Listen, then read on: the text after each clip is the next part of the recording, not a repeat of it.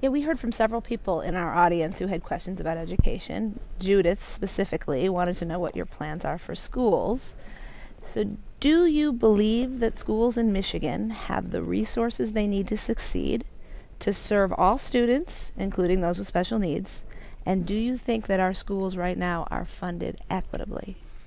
Well, the issues that face our schools are way, way bigger than funding. Of course, you can always do with additional resources, and economic growth has created an environment of growth and resources for schools, as has paying down long-term debt and liabilities. I mean, we have reformed the system in a lot of ways to where we're creating a much, much better future for the dollars actually reaching the classroom. There's decades, literally my entire lifetime of neglect of the long-term liabilities just ate into what was supposed to be for the classroom. And so a lot of the groundwork has been laid and the foundation has been laid for the resources, the classroom-based resources to get the majority of the economic growth of the future. But there are some areas where I think there's a lot of work to do, specialty services in particular. Some students have particular or intensive challenges and needs. I formed the special education task force because I was concerned that there's all this debate on education overall, and it seemed like Republicans, Democrats, nobody was talking about special education, the kids that really have the largest obstacles in front of independence for themselves and self-determination of their lives in front of them. And it's a big number. I asked the group to estimate what the difference is between what is needed and what is provided today, and it's about $700 million around the state. Now, when you consider that the school aid fund is now upwards of around $14 billion, keep in mind we're talking in massively large numbers here, but still $700 million is a lot. They came up, the task force that I led came up with several recommendations, and many of those either have been or are in the process of being implemented. But ultimately, the funding formula itself for special education needs to change. The difference between the highest funded special education district and the lowest funded education district, keeping in mind that they're still property tax based in a big way, unlike the rest of education, is about tenfold. Right? There's a 10 times difference between the highest and the lowest. And so some kids get a lot of services and other kids don't get much at all, depending on where they live. And that's something that has to be rectified. That's why I put together the task force report, and I have fully, there's heavy lifts in that, and I've fully adopted it as my platform because we can't afford to leave anybody behind.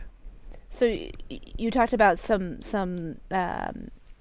inequitable distribution of funds as far as special education, but the current the basic funding structure we have for schools, the $7,800 roughly per child that the state sends to each school, whether that be a district school or a charter school, is that basic system, is it an equitable way of funding schools? Well, that's the base foundation allowance, and there are a lot of additional categorical funding streams for kids that have more intensive needs or at-risk kids and other programs. But there has been ever since Proposal A, which closed the majority of the gap between schools, there has been still a gap in there for these out-of-formula districts. What we have been doing throughout the entire administration is increasing the lower funded schools twice as much as the higher funded schools. And we've closed that gap about 50%. I believe about half of that gap has been closed now. And keeping on that same formula is important for the future, because when you put the different schools on an equal playing field, I think it's the first step.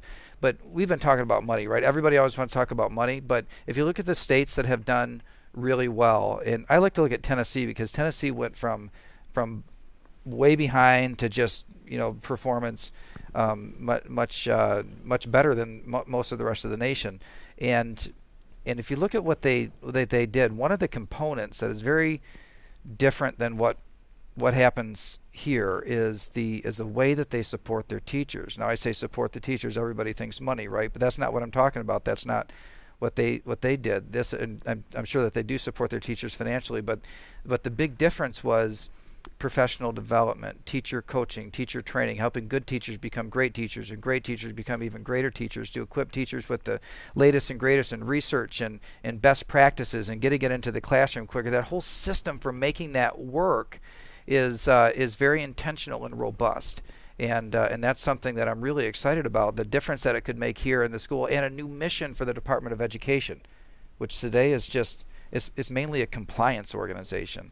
And I think it would be much better serve schools if it was a collection of best practice and trainers and professional developers, and a cadre of trainers in all different specialty areas that can spread across our state and be that type of support network.